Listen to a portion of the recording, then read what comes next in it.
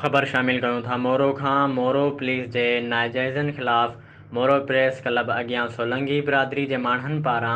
एहतजाजी मुज़ाहिरो कयो वियो, जंहिंजी अॻुवाणी उमेद अली सोलंगी, अली असगर सोलंगी, कामरेड ग़ुलाम फरीद कल्होड़ो, दीदार सियाल, ज़मीर हुसैन ज़रदारी,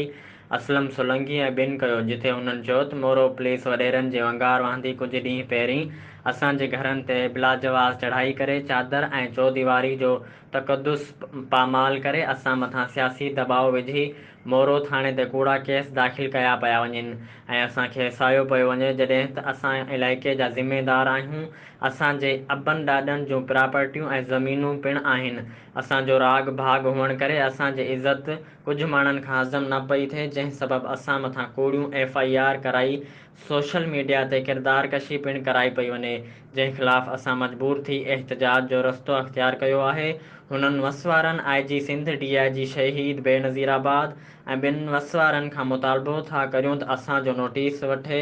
असां ते थियल कूड़ा केस ख़तमु कया वञनि, ॿी सूरत में सख़्तु एहतजाज कयो वेंदो।